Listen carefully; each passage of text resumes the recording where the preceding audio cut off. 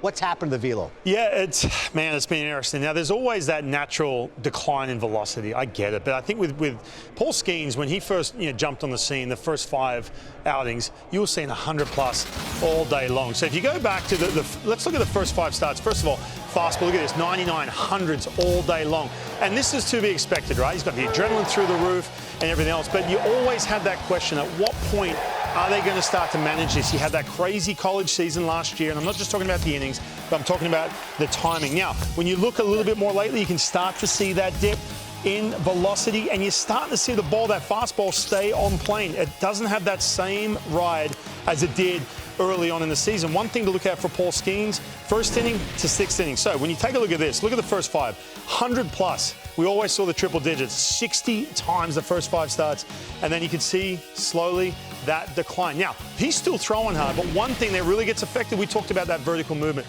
Guys are able to stay on plane. When you look at this, 15.2, that is elite. That means he's got that good spin, it's defying gravity. And all of a sudden, you look at the month of August, gravity is starting to bring that ball back to that natural hitting plane, staying on path. And that's why you're starting to see the fastball middle of the plate start to get hit. And the other part of this is too, when you are starting to fatigue, that's where your command starts to go. Go back to the beginning of the year, he was sharp. He had that late life on the ball, that good ride on that ball, and he was able just to finish strong. Kind of like Verlander too. Verlander gets stronger and stronger. True. Lately, the last couple outings, and go back to this last start especially.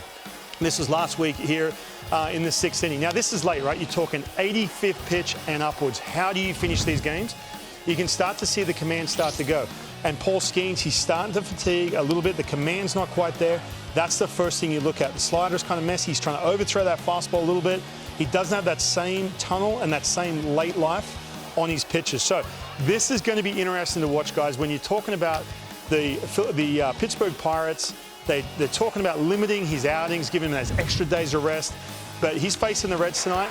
Pay attention to what he does when he gets to about the 75th pitch onwards, if he gets that deep, right? This is something they really need to manage out of Paul Skenes, because there is starting to see that, you're starting to see that decline when you're talking late life.